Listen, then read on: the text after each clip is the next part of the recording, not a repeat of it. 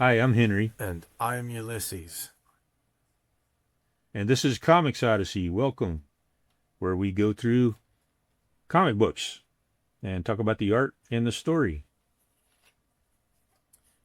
Over to you, partner. Yes, thanks for joining us. I want to give a quick thank you to the paid subscribers who uh, yesterday uh, got an advance published of this podcast with extra stuff at the top. So RSC Arts has got a year paid subscription. Thank you for that. Tester Fivas also paid for a year. We've got Colton D and Andrew G, who also have a paid subscription. So what some people do is they'll take up a paid subscription. They'll do it they'll just take 1 month and just still listen to a whole bunch of like the paid subscriber episodes, and then they'll unsubscribe, and then they save some money that way. So you can do that too. You can jump in and out as you want. And once in a while too, I put some special articles, especially just for the paid subscribers. So consider taking a paid subscription. We just had an interesting paid subscriber discussion about Paul Bunyan and generational theory and remote Canadian towns, and it's really interesting stuff. It's fun times. And French And fables. French fables as well.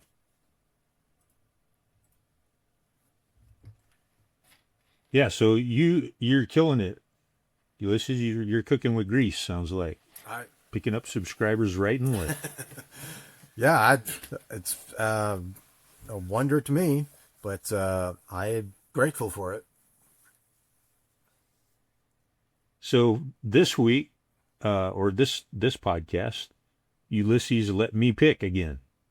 So that's why we're looking at the camera's looking down at my desk. And I thought it's been a long time since I read this, but I thought it'd be good to go over the first continuity where Batman meets Ra's al Ghul. And I'm not sure if I'm pronouncing that right or not. But so it was Denny O'Neil and Neil Adams, and this is back in the early '70s. So Neil Adams had I think he just burst on the scene not too long before this, and they had he and O'Neill had tried to distance themselves from the campy uh, Batmania period, which was jump started by the Batman '66 TV series. Um, so kind of, they sent Robin off to college. Uh, Batman moved out of Wayne Manor and into town where he had a penthouse in on the Wayne, what was it? I can't remember the name of that building Wayne anymore. Manor? Uh, no. Wayne Manor was like their mansion out in the country, but he went to, my memory sucks. But anyway, this high rise building in Gotham City, Oh, Wayne and Bruce Wayne had a Enterprises. penthouse on the top. Is it Wayne Enter? Was that it? Wayne Yeah. Enterprises? Anyway, that's this. Yeah. And yeah, whatever it was. I'll probably remember like a half hour after we quit recording. Um, but so he moved them away from the historical Batman because they wanted to, you know, make it clear that this was a new interpretation. And they kind of took it back to his roots as the dark vigilante, the dark nocturnal vigilante, except they still kept the bright blue colors on his costume. Uh, and they kept the new look, yellow oval around the bat and these kind of things. This one, Robin's not really the partner sidekick in this story, but they do use, well, you'll see, they do use him as a plot device, kind of. So, Just a word on that costume, actually. I yeah. I have favored it to the black and gray, and I for a long time I couldn't really explain why. And I found a video of I don't know if he's a designer on film sets or what he is, some guy who did a very long video kind of analyzing every single bat costume to appear on screen, all the way back from the beginning in like the serials, like the old black Oh, and white right. serials, Okay. all the way to the latest one. And he said that he favors the blue and gray not because of the colors, but what it does is that it breaks the figure into sections. So you have the Huh. blue cowl and cape, which is the top section, and then the torso gray with the yellow middle section, and you have the blue gloves. So and the trunks, which subdivide. So instead of being one blob of person, it breaks it up. So when you put it on screen and it's only the one color, you have to break it up some other way. So you get a lot of like plates and and gear and that kind of thing in the Uh-huh. yeah. So I thought that was pretty smart. If you guys subscribe to our Substack on comicsodyssey.substack.com, I'll be linking to that in an upcoming article, one of the pocket dimensions, where I just drop a bunch of stuff that's inspiration. So I'll be linking that to you guys if you subscribe. But yeah, I now I understand why I favor the blue and gray. Interesting. Well, so in the Golden Age, when shortly after he was introduced, he wasn't all black. He still had the gray and the black bat symbol and the black trunks, but his boots, gloves, cape, and cowl were the same. Where am I pointing at? Why is it? Oh, because I'm pointing at the screen, not at the. Oh, I'm smart. This is a bad sign. Anyway, uh, the trunks and the gloves, boots, cape, and cowl were all the same black, and they used blue accents or highlights on it to show that the light is hitting it or whatever. And gradually over time, Bob Kane, as he turned them from the grim nocturnal vigilante into like the duly deputized agent of the Gotham Police who showed up in daylight with a kid sidekick wearing flashy colors. He took the blue highlights and just expanded them to make them the entire thing, except for the trunks. It is a delicate But balance between how the costume looks with and what the costume means. yeah, well, Tim Burton was the first that made it just all black. So he didn't follow the original pattern where it was the black tights, or I mean, sorry, the gray tights with the yellow belt and the black, cape and cowl, gloves and boots and trunks. He made it just all black. So I could see. I guess they had to be really careful about how they lit it, but I can see how that would prevent these using colors to separate it into different regions on the body. But if he had gone back to the original, I think it would have been okay. But you can tell if you couldn't tell, I'm a fan of the black and gray rather than the blue and gray. I do like both. Ultimately, I believe Batman works best in black and white format. Interesting, huh? Well, the grim nocturnal vigilante, I would probably agree with that.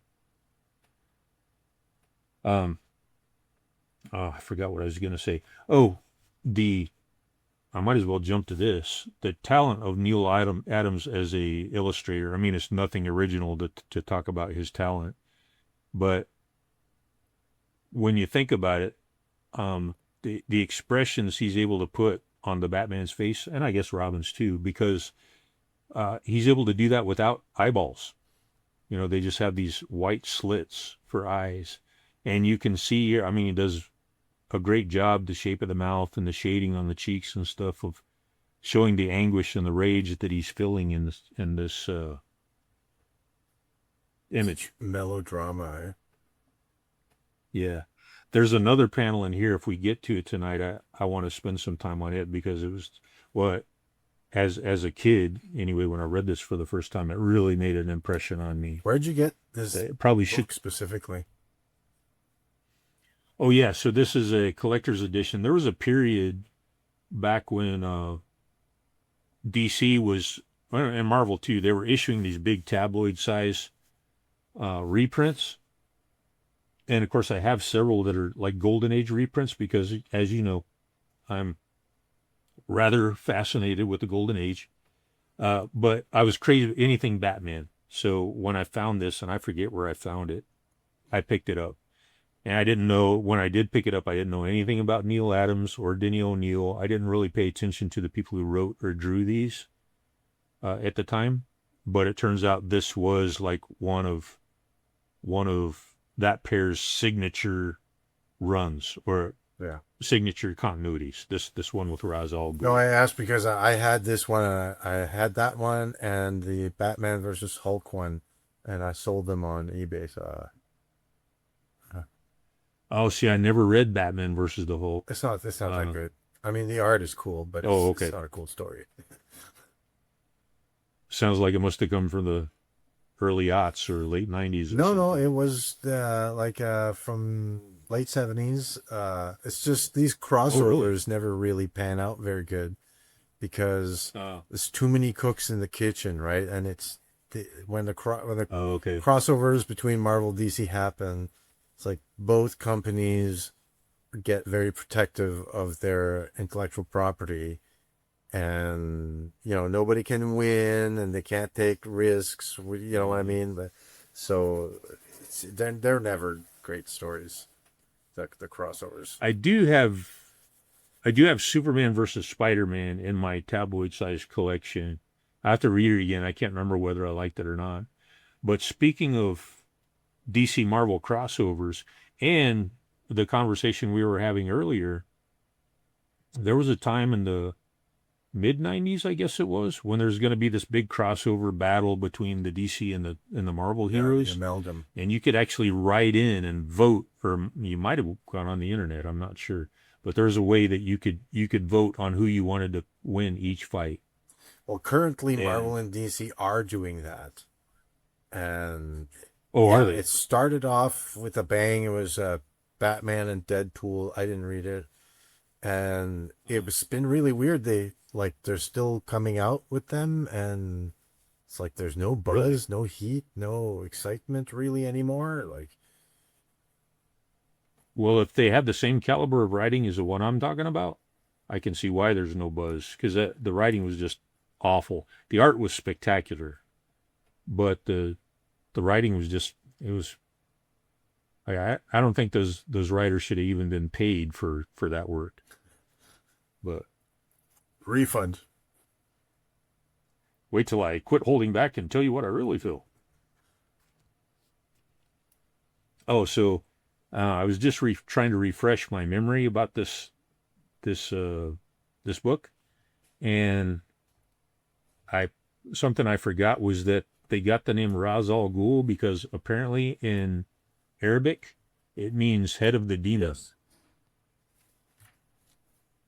And they talk a little bit about why they made Ra's al Ghul look the way he did.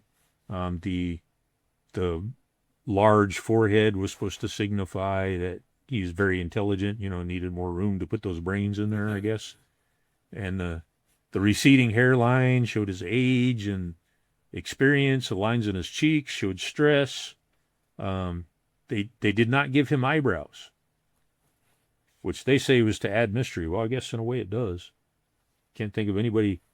Oh, yeah, actually one of the people involved in the JFK assassination had some kind of disease where he didn't have eyebrows. Can't trust a man and with eyebrows. Yeah, when you see a picture of him, his name is David Ferry. You see a picture of him, he used grease paint to put on fake eyebrows, and that dude looked weird. He looked like someone who belonged in the middle of that conspiracy, honestly. But anyway, so it starts out, Robin's doing some cloak and dagger here, and he gets shot. I'm looking at this. I've got the this collected in volume 3 of Batman by Neil Adams, showcasing Neil Adams, and this is Okay. reprinted in there. And I'm comparing the colors. I would say the top of this page, like the top 3 panels, the colors are a lot better. I would say actually the blues come out way better in your copy there. In my copy? Yeah, Oh, okay. it really gives the impression of like that, night ambience. And I think they recolored. Yeah, they did some recoloring here, which is a bit of an offense, I think. In your version, they did? Yeah, yeah, Oh, okay. Okay. yeah. Yeah, the coloring here makes sense. The color, whoever colored this, the colorist had a had an easy job because there's so many panels where they do this, where they just wash it out with all tones of blue or, something else. But this makes sense because outside there's no direct illumination, so the blue tells you that like it's low moonlight or something. But then inside he's illuminated by a flashlight, which does have a kind of a yellow orange tint to it. Yeah, I want to see the next page because I'm betting, yeah, 100% they recolored this digitally. Uh, yeah. Oh, okay. Well, I'm not sure why. It's not like the colors here are bad, No, but it's they're better. okay. They're better. So Bruce Wayne gets this message. Yeah, so they sent it to Wayne's penthouse, and Alfred showed it to him, but it's addressed to Batman. So somebody knows who he is, and sent this ransom note to Bruce Wayne, and it's got a picture of Robin and custody. So apparently he wasn't killed. And by the way, this is still the Dick Tracy, good grief, Dick Grayson Robin.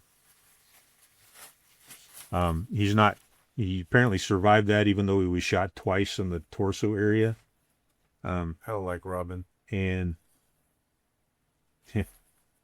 so the Batman, he needs access to his laboratory, so he goes back to Wayne Manor, even though Wayne Manor's been, no one's been living there for a few years now.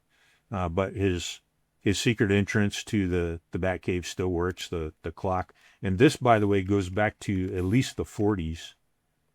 Yeah, it goes back to the early 40s. This and interesting tidbit about this. I mean, they used it in the comics for all those decades, but if I remember right, the comic artist drew this as the secret entrance based on one of those Batman serials that you mentioned. Oh, From the 40s. Yeah. So that the one of those serials was the first one where they showed this clock entrance to the Batcave. it's very strange in this copy I have, that penny, Uh-huh. that giant Yeah. penny. They they digitally erased the Lincoln face and placed a photoshopped image of a penny on it instead. What? Yeah, like but I'm looking at that. There's nothing wrong with that penny. It's perfectly good penny. Why did they? Well, yeah. Do you know why this penny's in the trophy room of the Yeah, Batcave? it's the Two Face. It's Two Face's was a Two Face story or something. Yeah, and Bill Finger wrote it, and Bill Finger was like famous for making gigantic props, super plus, 200% or 600% scale models of everyday stuff. And so Two Face had tied Batman and Robin to this giant penny, and like tossed it up in the air, Yeah. supposedly giving them a chance. And if it landed on the side where they were, which it likely would have, it would have crushed them to death. But Batman being Batman, he figured a way to cheat the odds. But there's, like you've seen, I don't know why that's the only thing here in this part of the Batcave, because they also had a giant dinosaur and a bunch of other trophies from some of his cases through the years. But so guess who's waiting for him in the Batcave? And it's Ra's al Ghul and his big henchman here. I think his name is Apu or something. No, not I Apu. photoshopped the background in my copy in several of these panels. This is garbage. What the heck? No, I don't understand why they would change the penny. Because pennies had Lincoln's Well, portrait on them. they didn't On they one didn't side. change it. They just put a Photoshop, like a photo of a penny. Oh, So what? Why the heck would they do it's that? just that somebody was trying to like justify their job there. They're like, oh, I want some hours here. We want to make it a new, improved reprint. I don't know. might sell this collection. It's terrible. I can't look at it anymore. Is there any other stories in there besides the Ra's al Yeah, there's Ghul? tons. Uh, oh, okay. Huh. That sucks. Um. Anyway, so Ra's al Ghul is showing up here, and he shows the Batman that he got a similar ransom note with a picture of his daughter Talia. Um. So, and that's why he came to him, and he found Bruce. He figured it out because he did research. He knew that whoever the Batman was had to be wealthy, so he tracked down some of the equipment that must have been bought by one person, and through that he figured out it was Bruce Wayne. And apparently, this is a revelation. The Batman has met Talia before this, and he says she's your daughter. So he knew her, but he didn't know who her father was before this. And then he does some laboratory work to analyze particles of dust that are on each ransom note and photograph. And he found out. See, this didn't bother me at all as a kid, but he found out that it's a special herb used by a ceremonies Far Eastern cult of killers, the Brotherhood of the Demon. Well, there's a clue for you. Anyway, so they're off to India because they're currently located in Calcutta. And they fly on Ra's al Ghul's jets.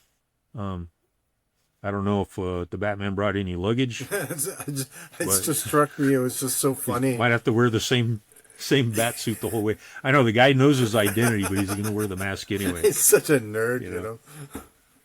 It's like, once Captain America, revealed to the world that he was really Steve Rogers, why did he wear the mask after that? The mask is my face. It's just kind of course, in the movies, at every opportunity, even when they're trying to, keep a so-called secret identity, they take their mask off at every freaking opportunity. So the audience can see the actor's reaction.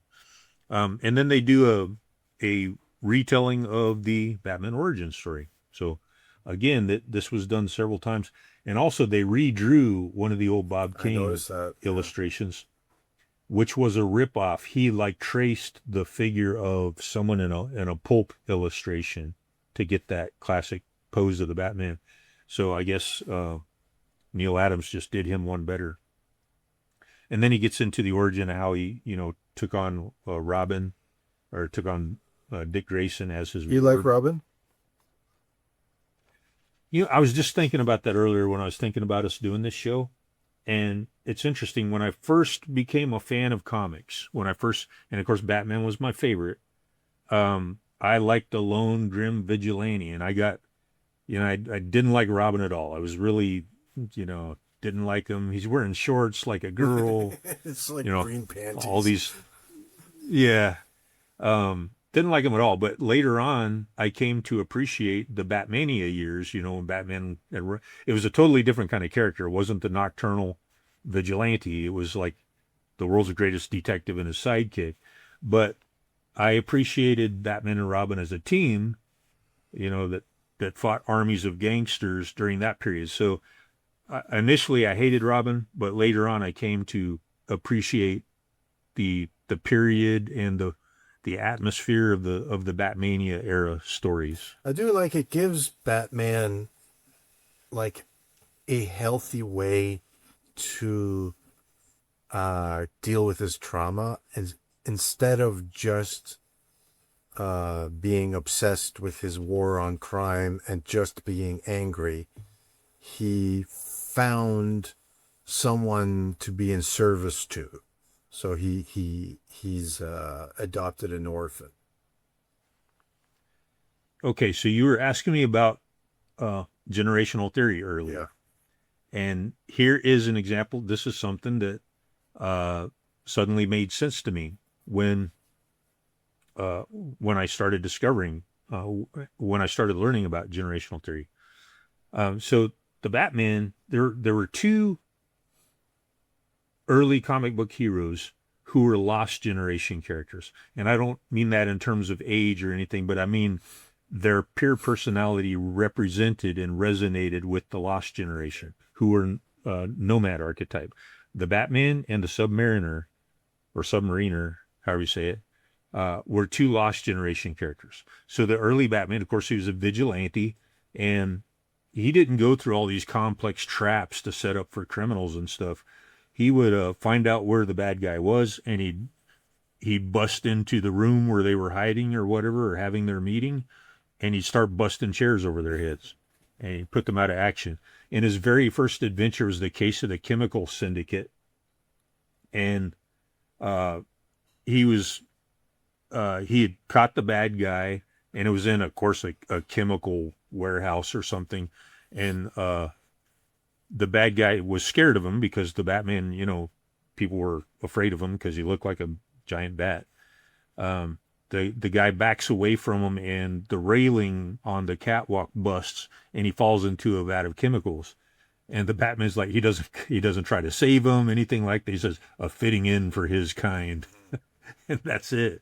And in another episode, he actually used firearms from time to Yep. time. Okay, he ended this. The monk was they couldn't figure out whether it was the writers couldn't figure out whether it was a werewolf or a vampire, but the story ended with Batman shooting him uh, silver bullets into him, to kill Yep. him. And at one point in the same story, he had a monoplane with a mounted machine gun, and Nice. he uh, he strafed some people on the beach with that. Yeah.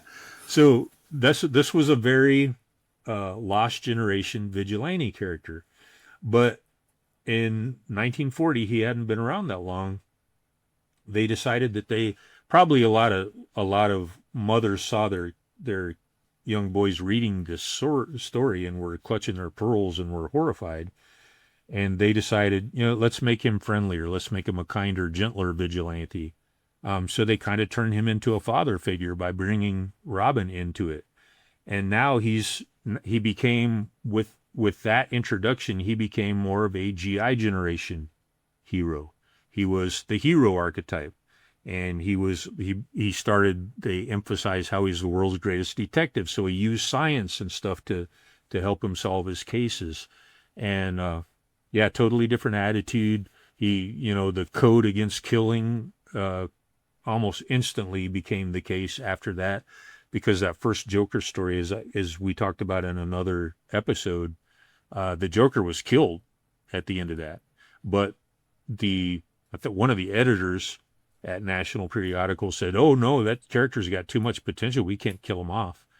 And around the same time, his code against killing came into being, and he stopped using firearms. He stopped strafing people on the beach, busting chairs over people's heads. He became, like hero archetype, and he conducted his business a lot differently. He became a duly deputized member of the Gotham Police, and he had this partnership with Commissioner Gordon, instead of like being hunted by the police and stuff. So everything changed there with the generational discontinuity. Well, that's a great elucidation of the generational archetypes in superhero stories. And this will be publishing May 13. Your Kickstarter will still be live. And it makes very much use of the generational archetype. So people should check the links below and check out Henry's Kickstarter, Threat Quotient Chapter 1 in Tales of the Earthbound Let's get that funded. Yes, please. It's full color, 108-page graphic novel. It's unlike any superhero story you've read before, most likely. Actually, I don't know for sure that nothing like it's ever been done before, but I've never seen anything like it, quite like it I'm before. excited. So, yeah. So please do. Please back it. So in this scene, he walks into a trap, and this leopard springs at him.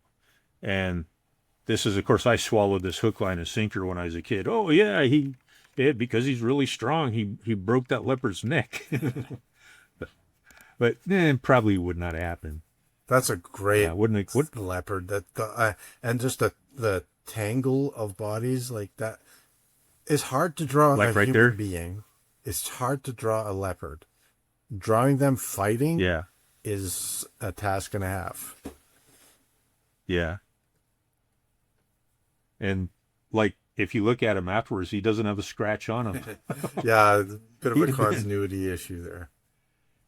Even if he managed to defeat the leopard somehow, he probably would have bled to death from all the, deep gouges those claws made. But, well, he had experience fighting big cats from, all his encounters with Catwoman. So there you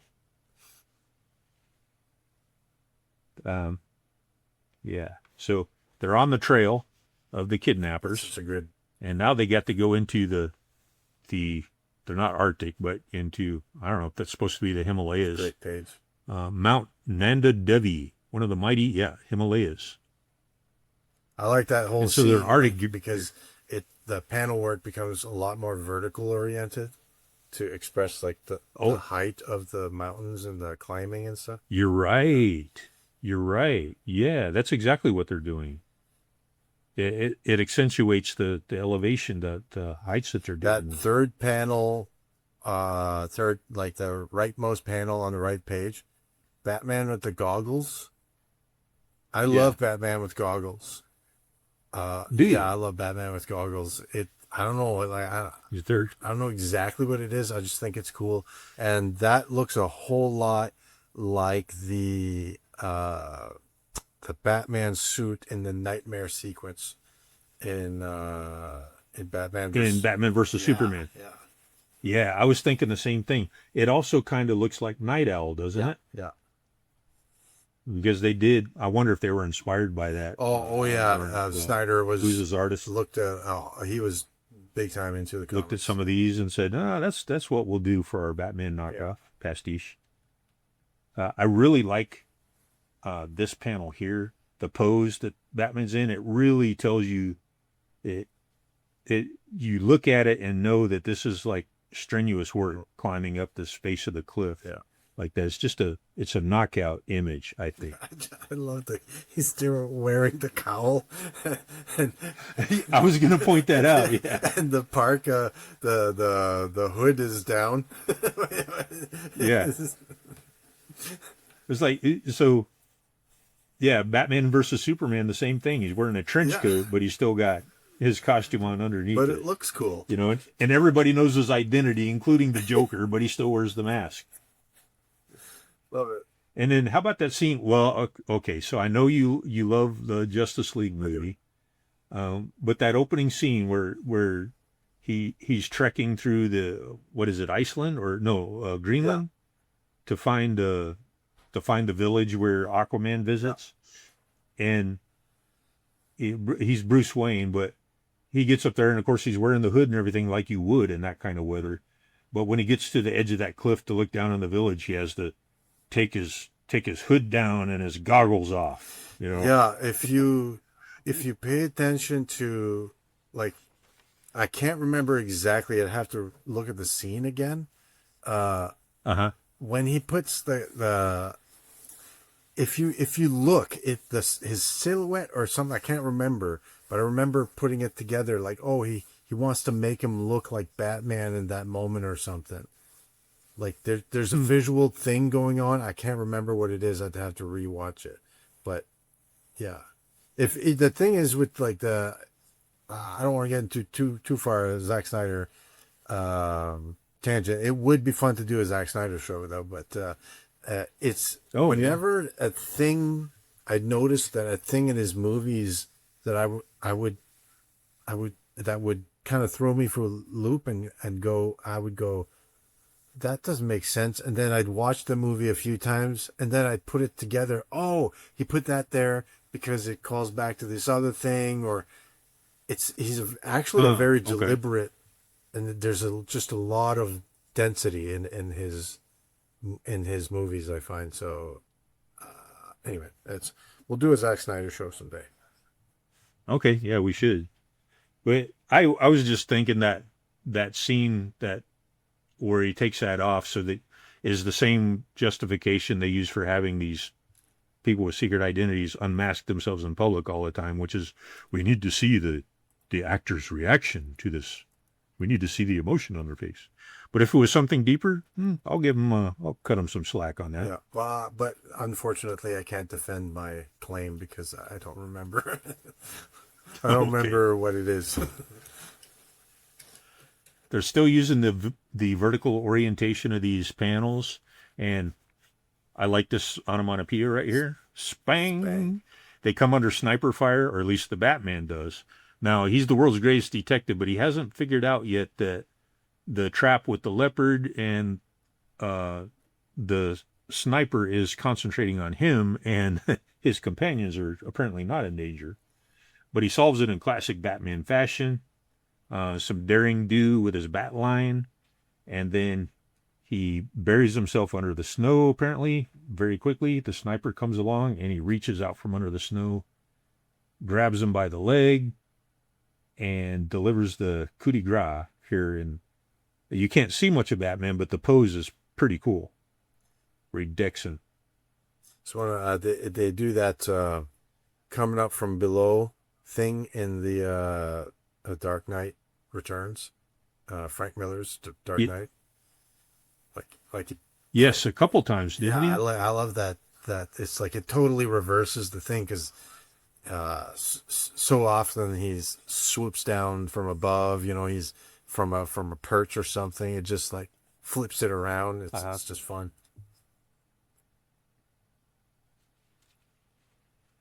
I'm still a kid in the way that I love fight scenes.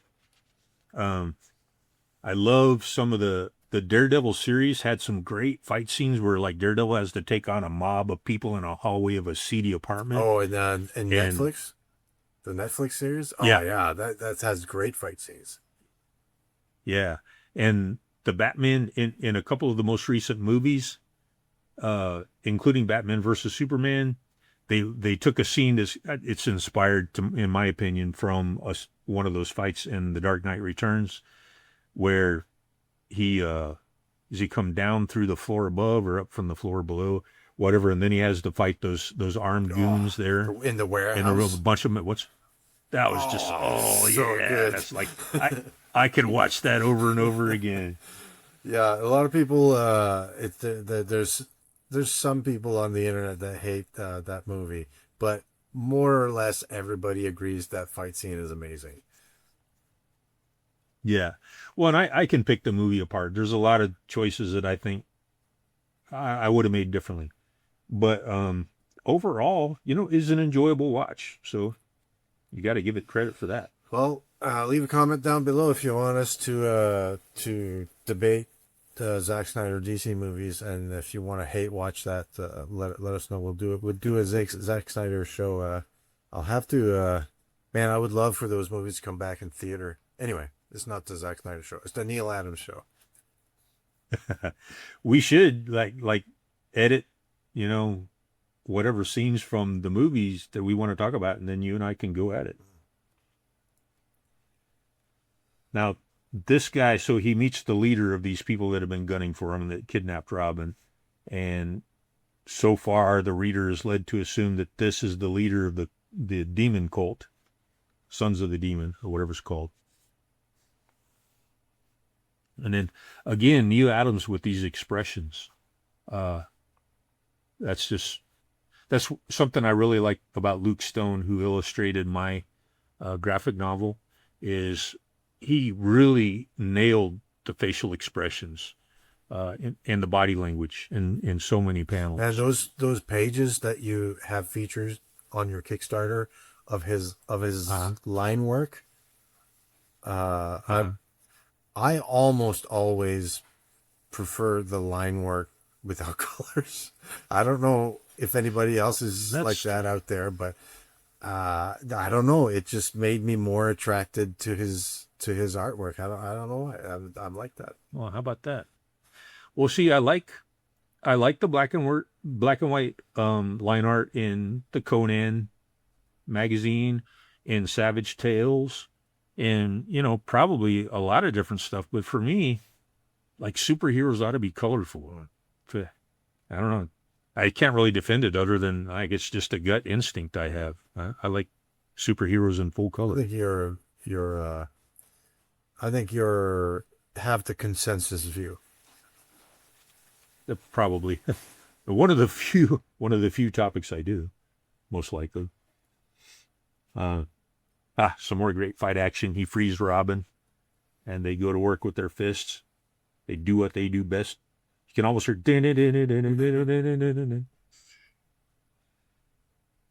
And then he unmasks the alleged leader and finds out it is Ubu, who is Ra's al Ghul's henchman.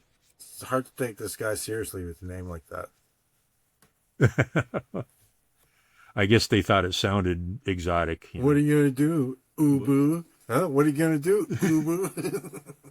You hear the kids on the playground making fun of him. Ubu, Ubu, Ubu got a boo boo. Yeah, and then so this guy's superhumanly strong, and they've demonstrated that earlier in the story, and so Batman's got to take him down with superior uh, skills, martial arts. Well, it doesn't really look like martial arts here, but um, he's very strategic about how and where he hits him, and it Well, it's works. interesting to watch the progression as you read like older comics and compare with newer comics. The progression of how martial arts are depicted in comics, because just before this era, this would have been what, like 79? 73 ish, I think. Okay, okay. So this was still in the era of the martial arts is a mystical thing, right? Like it's Bruce Lee.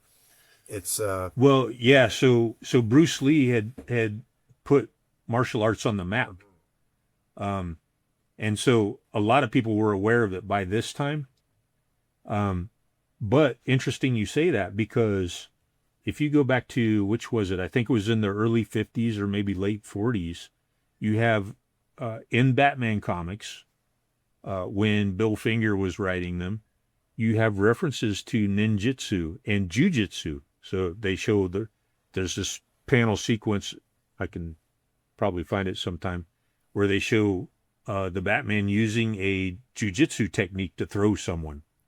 yeah, I was never convinced very well like of that being like I don't know. I was never convinced that they really knew exactly what jujitsu or whatever could, but apparently O'Neill was a martial arts nerd and he would go to martial arts demonstrations and stuff. Oh, really? Yeah, yeah, and he was interested in how it looked and stuff. But like when you get around in the late 90s 2000s, when mixed martial arts becomes like more well known, you see more like elbows and knees and that kind of thing, right? Yeah. Well, even in Batman Year One, I believe there's this sequence of panels where they spend the time to do this. There's no dialogue